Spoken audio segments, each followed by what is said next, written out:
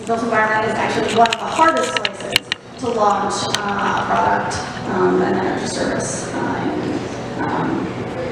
in the world, I guess. So with that, we'll start with the first question. We'll just go down the line, starting with Brian. Please introduce yourself, Brian, and your company, including how sustainability is part of your brand promise. Thanks, Aurora. My name is Brian. I am the CEO at Pitmoss, where we make soils out of all recycled material like paper and cardboard. The reason that that's really important, most people don't know it, but most of our soils today that we purchase are made out of peat moss. Peat has a massive carbon and nitrous oxide emission as soon as you dig it out of the bog. It's not a sustainable product in the least, even though they advertise that it's sustainably harvested. Every cubic foot of peat that is harvested has 10 kilograms of carbon emissions, which is the same carbon emissions as burning 10 pounds of coal. So sustainability is core to our mission. That's why we're here as a company. It's to help reduce carbon emissions, water use, nitrous oxide emissions, and we're really, really good at it. We were recognized by Better Homes and Gardens as the best soil in America last year. Thanks. Woohoo!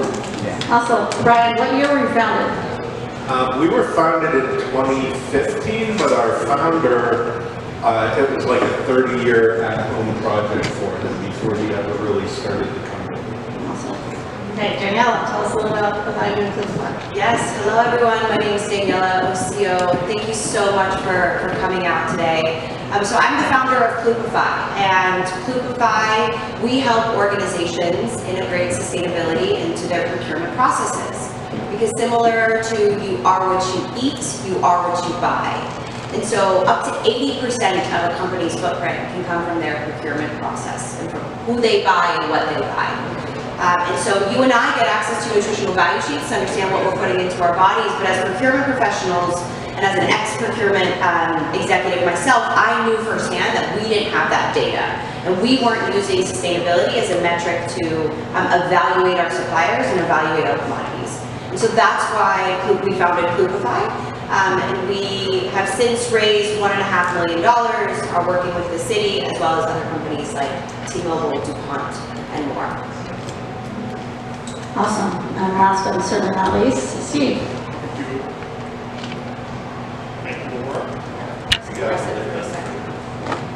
Thank you, Laura. Obviously not microphone savvy.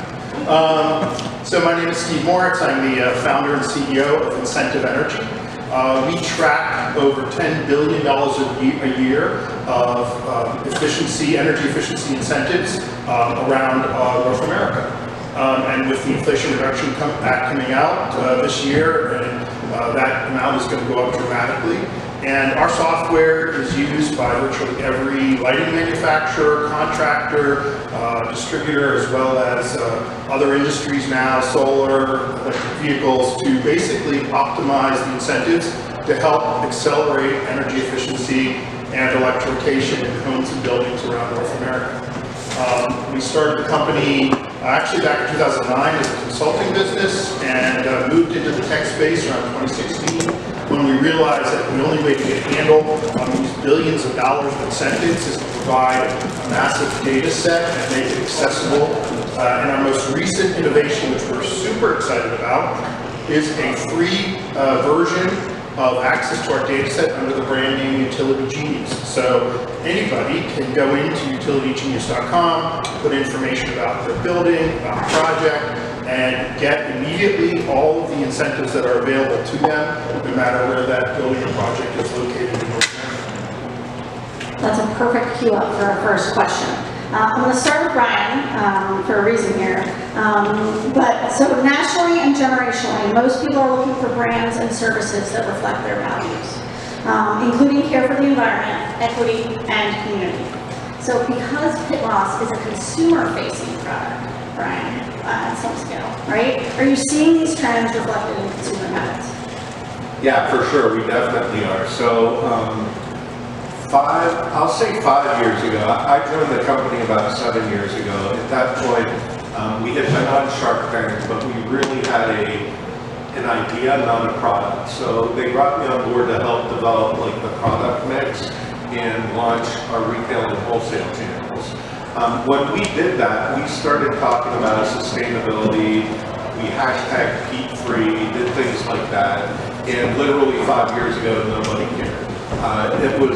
It was one of those things where if you guys think back 5 years ago, we were still arguing about whether global warming was real or not. That's what was happening, right? Today, where we see it is we really kind of own the peat-free hashtag. We see it with like a lot of our SEO, how we're connecting to a lot of customers, and they're now actively looking for peat-free, more sustainable, recycled kind of products that in the horticulture industry, it literally wasn't even in talking 5 years ago. So that has been a really big positive trend moving in our direction. Awesome. I'm going to ask if you're sitting on the couches and you can't see us, there are plenty of seats right up here in front. There's no harm in coming to sit real close. Come on up. Yeah. Come on up, my friends. Let's go. It's like we're in a living room up here. Yes. Right? You can sit back there if you want. The couch is comfortable too. Steve, how do you see, since you've recently sort of made this transition from behind the scenes data into a consumer facing product, are you seeing, like you're obviously seeing individuals, buy their values. Talk a little bit about the individual consumer part of your work and the company level. That's a great question. I mean, one of the things we found when we built this data set, we were basically a subscription SaaS-based business. We found that the usage of our software was primarily for larger commercial buildings, universities, schools, national chains, and while that was great and there was a huge amount of energy efficiency needed to be done in those buildings, there was an entire sector, the small to medium business community, the Main Street communities, the multifamily housing community, that were simply unaware that these billions of dollars were out there. So our launch of Utility Genius was designed specifically to make that data set available to everybody that was thinking about sustainability and didn't know where to start. And a great example, I mean, just when we launched it in November of 2021, and we now have over 50,000 users who are in the software every day. And it's amazing to us that the types of buildings that are now focusing on sustainability initiatives around energy efficiency improvements within their buildings, which, I mean, buildings and homes accounts for 40% of the global warming. So we feel like energy efficiency is a very low barrier opportunity to address that. Can I add to that as well? Oh yeah, you're next. Oh, perfect. Yeah, I love you for last because you see like the whole sector and like the bigger brands. Oh, absolutely. And there's even some data to show this, right? There's a study by EY that shows that consumers are still willing to pay about a 10% premium for sustainable products if they have data to prove it, right? So it isn't about greenwashing because the general consumer is becoming smarter, but even through inflation, they're willing to pay a premium for sustainable products. Not only that, a study by McKinsey shows you that sustainable organizations have about 6 to 9% higher profit margins. So the way that we at Plupify sell sustainability and the services of integrating into all of your procurement processes is not just because it's the right thing to do, but it's because it's what's going to get you money. And from an enterprise perspective, you have to think about the way that they operate. They're still businesses. So at the end of the day, they're still thinking about how can they generate revenue. And so if you can tailor your business plan or your sales strategy when you're talking to the executives and you know that they care about making money, and then you talk about how sustainability can actually get you the carrot instead of getting hit with the stick from regulatory penalties and brand damage, etc., there's actually a really solid business case for implementing sustainability, and you get to kind of tackle two big problems at the same time. One, you get to make more money, and two, you get to do the right thing and solve some of our big climate crisis problems that we're facing.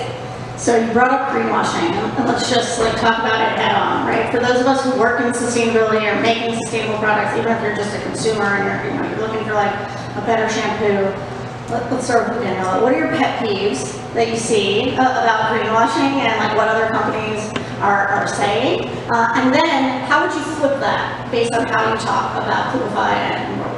Yeah, absolutely. Great question. My pet peeves are when we trick consumers by putting labels and stickers on things that make it seem like you're sustainable, and then you do research and you're like, who gave you this certificate? Who gave you this eco label?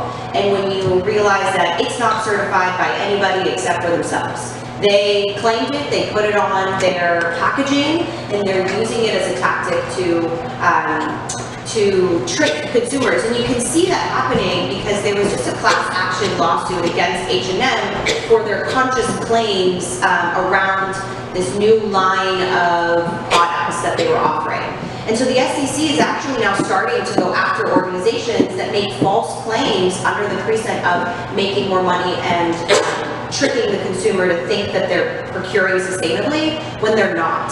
And so the way that we tackle it at Clubify is by getting down to providing the raw data to the people. So we give you the exact product carbon footprint or the exact environmental footprint of what you are procuring. And so as your suppliers of that product are making improvements, whether it's their energy sources or their manufacturing processes or where they're getting their products, they will have to report those numbers specifically, and you as an organization can have trust and faith as your suppliers are making improvements. You get to claim those improvements, and you get to have confidence that you're not being lied to or deceived, and then that way you can also share it to your shareholders, and use it as a way to elevate your brand. No, I'm gonna let you give you a chance to answer this in a minute, but I do want to say this is a topic that sort of went down in conversation for a while. So the Federal Trade Commission has green guides that were last edited in 2012 that are supposed to as being clean energy, which is not. And yet there's no necessarily government or organization saying you can't claim moving to natural gas generating power as being clean. And in the credits, buying credits, the concept of buying carbon credits is also not regulated. So if they're simply offsetting their polluting processes with carbon credits, then there's no assurance that that's actually being properly regulated as well. But yet they're using those claims to enhance their share price, to enhance their employee recruitment and customer recruitment. So I'm going to disagree with you slightly, Steve. There's plenty of science and math behind carbon neutral claims and greenhouse gas inventory tracking and the International Greenhouse Gas Protocol and how people can get there. There's verified carbon offsets and a whole bunch of different journeys there that can be verified. The higher education sector and the government sector have been in this space for decades and are really putting action behind those claims and strategies and plans. However, in the business sector, I think the danger is the greenwashing space, where you've got people making these claims and then essentially just buying or saying X, Y, Z, and nobody's coming in and validating that. And so I think you're about to see a rush on that market to try to. Yeah. So Brian, greenwashing pet peeves. Yeah, so my biggest pet peeve is our competitors that use peat, and they will say peat is sustainably harvested. And for us, that's like saying coal is sustainably mined. I mean, it's literally the same thing, but people are able to put that on their packaging. I'll also mention that I see what's happening with greenwashing in the ESG measurements, similar to what was happening with organics years and years ago. There weren't like a ton of standards, there weren't like a ton of verification opportunities. Today, to claim organic on anything, like there are different organizations that you can get standardized, you can get it approved. It's very strange because we have a few organic products where literally every step in our supply chain needs to be organic for us to have a product that we claim is organic. So I feel like the industry is developing. I could probably learn a lot from Aurora in terms of what standards and what groups are out there, but I think the more this industry matures, the more there will be those standards that it becomes fairly easy for people to be certified as sustainable. Right now, I'm not aware of that many ways to do that? Yeah, so there are standards, and there's definitely even a regulatory push around carbon disclosure. So you can see that from the SEC with their current, mandates to disclose Scope 1, Scope 2 emissions, and even discussions around Scope 3. And just high level for those that don't know about what Scope 1, 2, and 3 emissions are. Scope 1 emissions are the emissions related to running your four walls or your And this is in the greenhouse gas emission space. Yes, exactly. And Scope 2 is the energy usage, high level, what energy you're using to run your four walls or to operate your manufacturing, your buildings, etc. And Scope 3 is your upstream and your downstream value chain. And so that's where procurement falls into, and also reverse logistics and travel, and there's a couple other categories inside of Scope 3.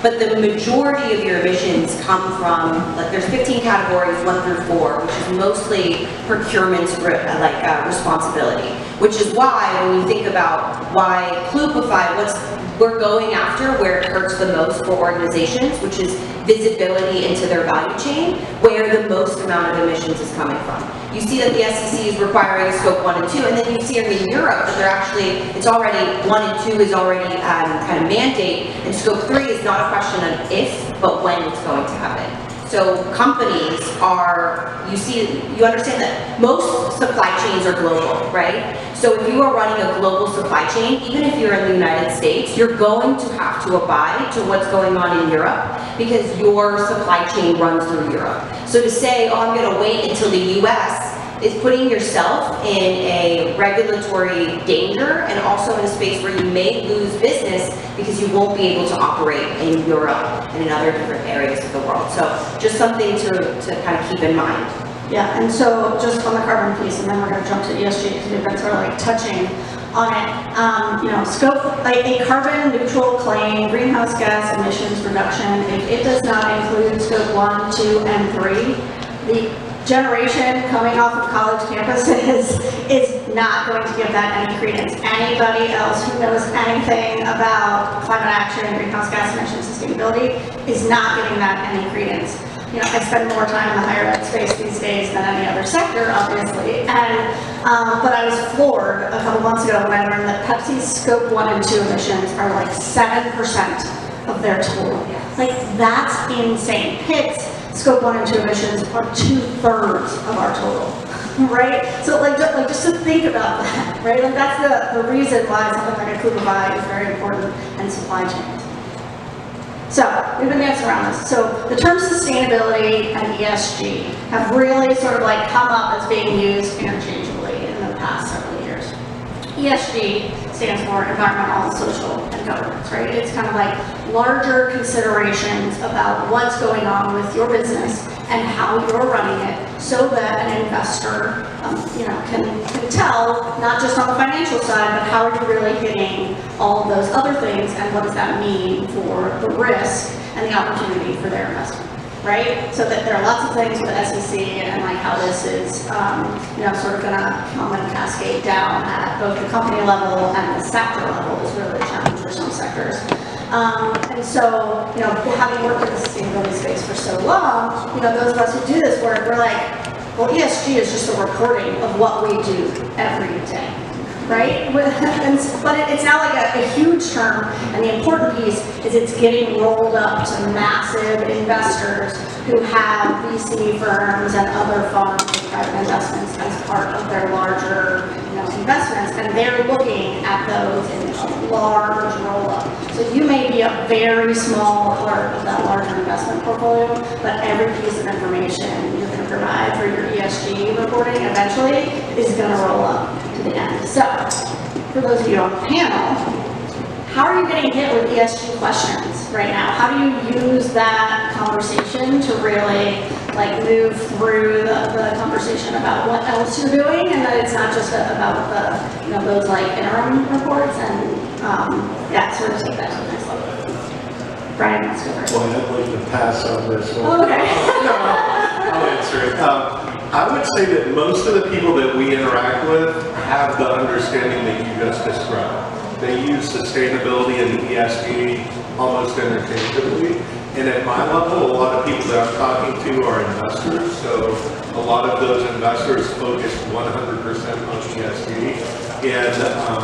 And in fact, like when I go to various fundraising events, it's not like a sustainability fundraising event, it's an ESG event, right? I mean, it's literally in the title of what people are looking for. So, from my point of view, and again, I know I've been taking notes on my phone as I'm talking to you guys, because I'm learning stuff here as well, right? The way that we tend to address it with the ESG-focused funders are we talk about all three components, what we do track, what maybe we're strong and not so strong at, and we're pretty upfront about that. But as I mentioned, we have very few people that just focused on the sustainability aspect of what we do as a company. Ironically, we are now starting to hear, literally in the last year, from some of the bigger companies, big box, the Walmarts, the Home Depot, the Lowe's, the people that are worried about pushing sustainability to their supply chain, and I do believe that that is ESG driven. These are big public companies that are now worried about their scope 3 emissions, and they're saying, boy, if we're bringing a bunch of Miracle-Gro peat-based product into our stores, how does this help our store if we bring in a more sustainable product? So we are seeing that sort of thing evolve in the market right now.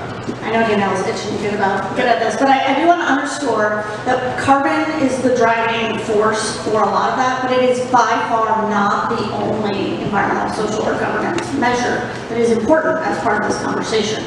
Right, I can tell you through work with a number of investors, folks are looking at water, they are looking at diversity on boards, they are looking at community impact and partnership, and what that looks like. And there's a whole host of other measures that are important in the ESG space. Yeah. I mean, from our perspective, we've definitely seen a shift go well beyond both with our own employees as well as our customers in defining ESG as being what we're defining or seeing as the circular economy, right? That or the donut economy, where you're talking about food insecurity, gender equality, diversity in hiring, and then land use, energy use, all of that works together. And we just the ESG team within our company, being a company that offers a product that supports energy efficiency and sustainability, the people we attract are people that really care about this.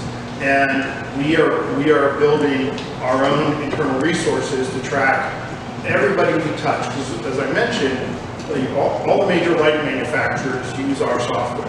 But we want to make sure that they also understand that we want them to be able to see the broader implications of their supply chain, of their customers, and how they sell their products.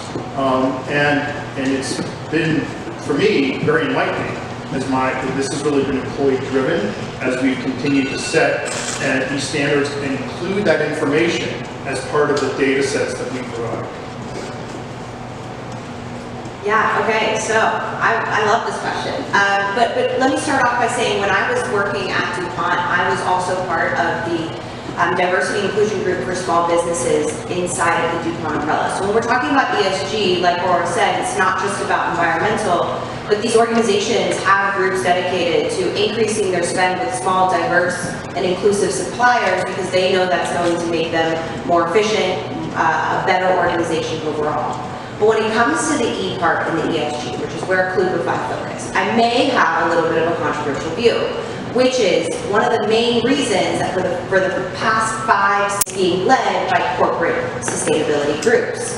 When you understand that corporate sustainability groups don't have much control over budgets, over how you do business, and how the business is run, you're starting to realize that, okay, that's not going to be an effective way for us to deliver on our sustainability goals. In order for us to actually deliver on our carbon reduction or on our sustainability goals, it needs to be part of how we do business, which means that sustainability needs to be integrated into the day-to-day activities, which is why we built Klubify for procurement professionals by procurement professionals, because it needs to be part of how you do your contract management, your negotiations, your request for proposals, and your supplier relationship management.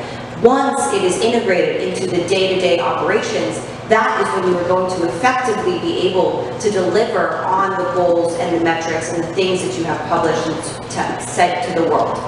And one last thing, I love the point that you made around not only speaking in the language of carbon. Yes, carbon is the #1 way and the #1 thing that we're doing in speaking about environmental sustainability, because there's a regulatory push around carbon disclosures. But do not have carbon blinders on, and that is one thing we talk about frequently at Clubify, which is there are so many other metrics to sustainability: methane, water usage, other GHG gases, that as we mature in our sustainability journey inside organizations, we are going to have to and will be considering those metrics as well. So if I could add one other thing to that. So that's a great point. I do think that people tend to focus on carbon emissions. I'll tell you, for our company, we do track metrics on, over our lifetime, we've helped save more than 3 million gallons of water, 210 kilograms of nitrous oxide emissions, and more than 1,500 tons of both paper and cardboard that goes to the landfill. So we do track that. We have internal metrics. We publish it. But interestingly, all people tend to care about is the carbon emissions. Occasionally we'll hear from growers about the water side of it, but it's just not as big of a topic as the other areas, as carbon emissions. So I want to dig into what Daniela said about who's going to be your decision maker, because eventually you're going to pitch, right? And you're going to try to get somebody within an organization to buy your product or service.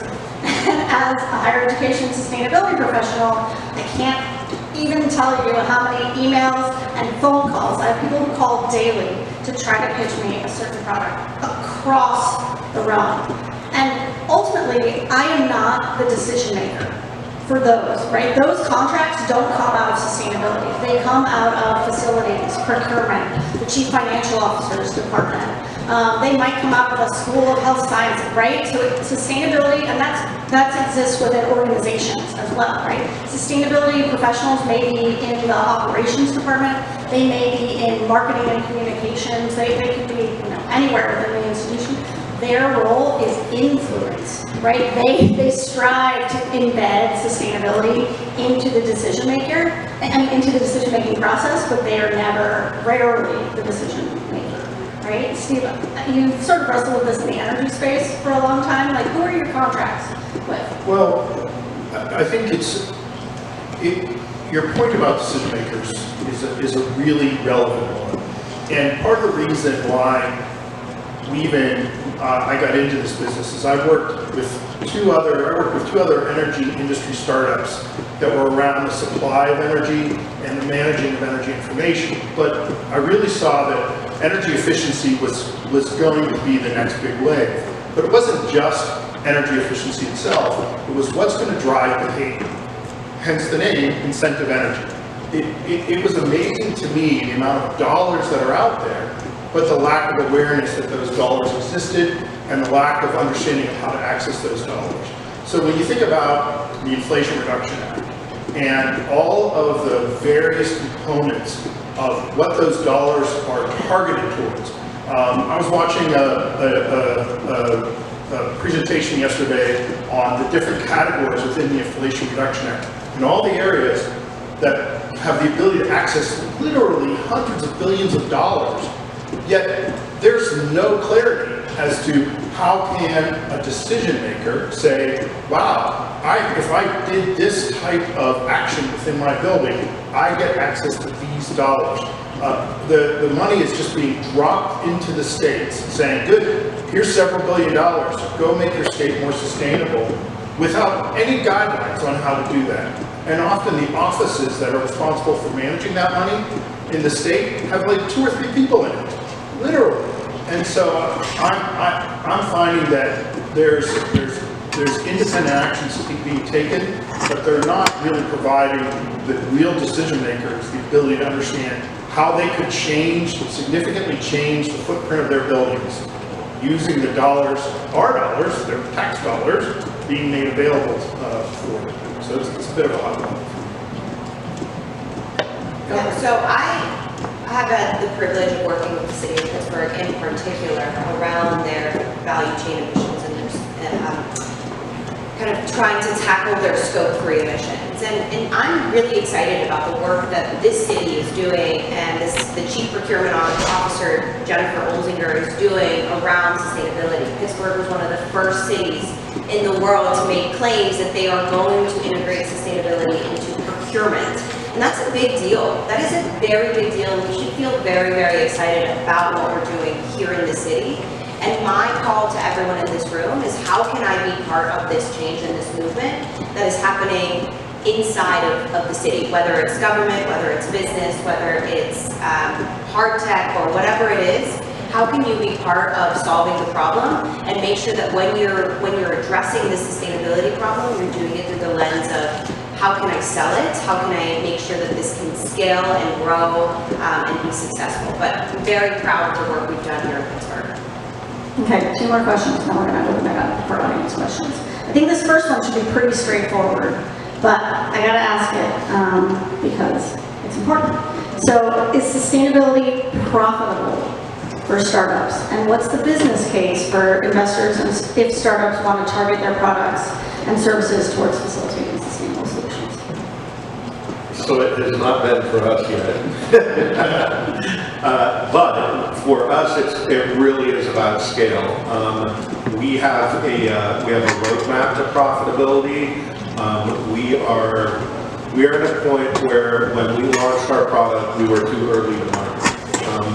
And again, I mentioned, we went out with a message that literally people did not care about. We needed to grow our business by having a better performing product, which is why the Better Homes and Gardens things, those are good for us, right? However, that said, I think we have now demonstrated a model where when it is regionally implemented, can be extremely profitable and very disruptive to our particular industry. So I think we have proven out enough that vision, but we're not quite there as a company yet. So just like we were early to market 5 years ago, 5 years from now, I see this being the model that is really profitable throughout the U.S. Maybe Steve next, because you've been around longer than 45. Well, you know, I've been around long enough to know that clean tech has been both an exciting investment strategy for investors, and then it's, don't say you're a clean tech firm, and now it's getting now it's getting hot again. So I've seen in both. I will tell you this: I work as a mentor for the Clean Tech Open, which is a national organization that provides mentoring and access to investors to hundreds of clean tech startups around the country. 2 things that I take out of that experience as being mentored. Number 1, it's unbelievable some of the exciting things that people are working on when it comes to clean tech technology and innovation. It's unbelievable the exciting things that are being done. The second big takeaway is that the investor community is now realizing that this is the safest investment they can make when it comes to venture investing. And I say that because so many waves of tech startups, social media, and others have been lacking a clear purpose. What problem are they solving? Clean tech companies solve real problems, and the venture community knows that. And so I'm definitely seeing that not only is the word saying we're clean tech more acceptable now, it's actually preferable, and I don't see that changing anytime soon. Yeah, I'm just going to close it off by saying the CEO of BlackRock said the next billion-dollar unicorns are going to be in the clean tech space. And so, yeah, there's money to be made, and there's unicorns to be made. I agree. Okay, last question. Who are the movers and shakers of sustainability in the Pittsburgh region, and how does somebody in the audience stay connected on this topic? Besides IW and Alpha Lab. Clearly. I think the Pittsburgh Tech Council has been trying to make some inroads on sustainability as well. I hate to say this, but I'm not from Pittsburgh. I've moved to Pittsburgh, and I'm not super well connected in Pittsburgh because most of my time is on the road. So I can't really point to like these 5 or 10 key like movers and shakers, but we did talk about groups like Sustainability Pittsburgh, like the Green Building Alliance, what IW is doing, what the Tech Council is doing. So I do feel like things are moving in the right direction there, and hopefully we will all be connected in moving forward the conversation further. Yeah, I would say get connected into universities. There's a lot of sustainability programs and initiatives inside of universities. You've got Carnegie Mellon, you've got Duquesne, Go Dukes, you've got Pitt. You know, you've got a lot of universities. But on top of that, it's our responsibility as a community to stay connected and to make sure that we're creating groups and places and spaces like what we're doing today to come together and talk about sustainability. And so my kind of challenge to myself and to everyone here is, instead of trying to look for somebody else to do it, take the accountability and the responsibility to do it yourself. You have the power, you have the influence